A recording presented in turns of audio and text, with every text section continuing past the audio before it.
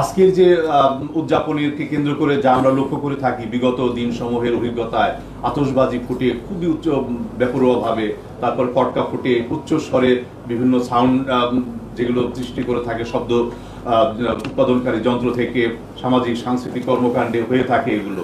তো এই বিষয়গুলোকে আমরা যথাযথভাবে নিয়ন্ত্রণ করব। আমাদের পর্যাপ্ত সংখ্যক ম্যাজিস্ট্রেট ডিপ্লয়েড থাকবে। আমরা কিন্তু সমগ্র দিনব্যাপী এমনকি রাত্রেও আমাদের কর্মকাণ্ড অব্যাহত থাকবে। এখানে ডিএমপির সাথে সম্মিলিতভাবে আমরা আমাদের অভিযান পরিচালনা করব। আমাদের ম্যাজিস্ট্রেটগণ ডিপ্লয়েড থাকবেন।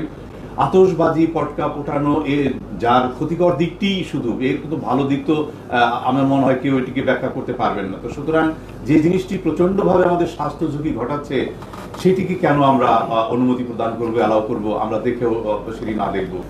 কোন কোন ক্ষেত্রে শব্দ দূষণ হিসেবে বিবেচিত হতে পারে আমি সেই বিষয়ে বিস্তারিত যাচ্ছি না। আমি আজকের যে প্রেক্ষাপট, যে 31st নাইট, আজকে 31শে ডিসেম্বর, যেটি নববর্ষ মানে বর্ষের শেষ দিন, ইংরেজি নববর্ষের শেষ দিন, সেদিন এই 31st ডেকে উদযাপন করবার জন্য অনেক কর্মসূচি গ্রহণ করা হয়ে থাকে। সমগ্র বিশ্বব্যাপী হয়, আমাদের দেশেও হয়ে থাকে, বিভিন্ন সামাজিক সাংস্কৃতিক ক্ষেত্রে এগুলো হয়ে থাকে। কিন্তু এই উৎসবকে কেন্দ্র করে যেটি বিশেষভাবে পরিলক্ষিত হয়ে থাকে, ব্যাপকভাবে বেপরোয়াভাবে শব্দ দূষণ ঘটে থাকে। এই শব্দ দূষণ কিভাবে ঘটে? আতশবাজি ফোটানো, পটকা ফোটানো, উচ্চস্বরে শব্দযন্ত্রের ব্যবহার সহ আরো অন্যান্য ক্ষেত্রে, অন্যান্য প্রেক্ষাপটে মারাত্মকভাবে এই শব্দ দূষণ হয়ে থাকে। এমনিতেই আমাদের দেশের শব্দ দূষণের মাত্রা গ্রহণযোগ্য পর্যায় থেকে অনেক উপরে, এটি আপনারা সকলেই জানেন। এই শব্দ দূষণ, আমরা পরিবেশ দূষণের অন্যান্য যে বিষয়গুলো আছে, বায়ু দূষণ, পানি দূষণ, সেই বিষয় নিয়ে আমি এই মুহূর্তে বলছি না, আমি শব্দ দূষণ নিয়েই বলছি। এই শব্দ দূষণ নিয়ন্ত্রণ ও রোধকল্পে আমাদের মাননীয় উপদেষ্টার নেতৃত্বে অনেক কর্মসূচি আমরা গ্রহণ করেছি। আপনারা সেগুলো আমি মনে করি অবহিত। বিমানবন্দরে ওই জোনটিকে শব্দ দূষণ মুক্ত করবার জন্য আমরা গ্রহণ করেছি। যানবাহনের হর্নের ব্যবহার বন্ধ করা, অন্যান্য ক্ষেত্রে আমাদের কার্যক্রম চলমান রয়েছে। স্বাস্থ্যকর অল টাইম হানিকম, সব সময় অল টাইম হেলদি লাইফ।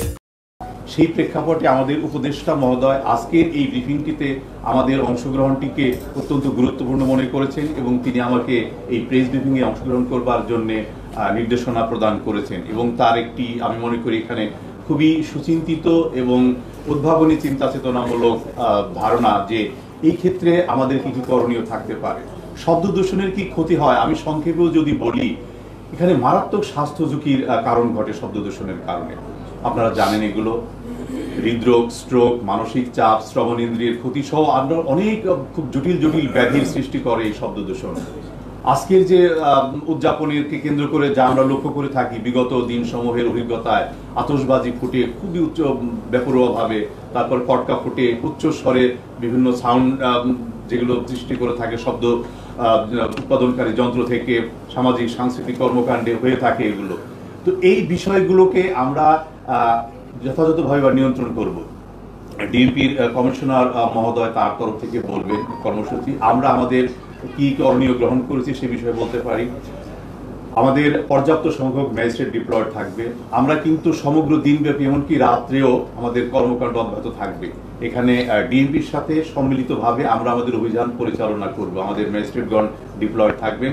সমগ্র শহরব্যাপী তাদের কর্মকাণ্ড পরিচালিত হবে, অব্যাহত থাকবে। এমনিতেই আমাদের যে নিয়মিত ম্যাজিস্ট্রেটরা দায়িত্ব পালন করে থাকেন পলিথিনের শপিং ব্যাগ ব্যবহার বন্ধ করবার জন্য আর অন্যান্য কর্মকাণ্ডের সঙ্গে, তার সাথে আমরা অতিরিক্ত আরো ম্যাজিস্ট্রেট আজকে ডিপ্লয় করব। তারা তাদের কর্মকাণ্ড পরিচালনা করবেন। আমরা নিজেরাও বিভিন্ন ক্ষেত্রে গিয়ে এগুলো তদারকি করব। এটি আমাদের মাননীয় উপদেষ্টা মহোদয় তিনি অভিপ্রায় ব্যক্ত করেছেন এবং তার নির্দেশনা যে কোনোভাবেই হোক এই শব্দ দূষণের হাত থেকে আমাদের রক্ষা করতেই হবে। আতশবাজি পটকা ফোটানো যার ক্ষতিকর দিকটি শুধু, এর কিন্তু ভালো দিক তো আমার মনে হয় কেউ এটিকে ব্যাখ্যা করতে পারবেন না। তো সুতরাং যে জিনিসটি প্রচন্ডভাবে আমাদের স্বাস্থ্য ঝুঁকি ঘটাচ্ছে সেটিকে কেন আমরা অনুমতি প্রদান করবো, অ্যালাউ করবো? আমরা দেখেও সেটি না দেখবো। সুতরাং সে বিষয়ে আমাদের অবস্থান সুদৃঢ়। আমরা কোনো অবস্থাতেই এটি আর চলতে দেব না। অর্থাৎ এবার সম্মিলিতভাবে ডিএমপির সহযোগিতায়, ডিএমপির সাথে সম্মিলিতভাবে আমরা আমাদের ম্যাজিস্ট্রেটদের নিয়ে এই অভিযানটি পরিচালনা করব। যেখানেই আমরা আইনের ব্যত্যয় দেখব, আমাদের বিধিমালায় সুস্পষ্টভাবে বলে দেওয়া আছে আইনের ব্যত্যয় ঘটালে, বিধিমালার ব্যত্যয় ঘটালে, অর্থাৎ শব্দ দূষণ সৃষ্টি হলে তার কি শাস্তি হবে। শাস্তি আপনারা জানেন, তারপর আমি বলতে পারি যে এটি 1 মাসের জেল, 5,000 টাকা জরিমানা বা দুটোই করা যেতে পারে। দ্বিতীয়বার হলে সেটি 6 মাস পর্যন্ত হতে পারে, 10,000 টাকা পর্যন্ত জরিমানা করা যেতে পারে বা 2 দণ্ড প্রদান করা যেতে পারে।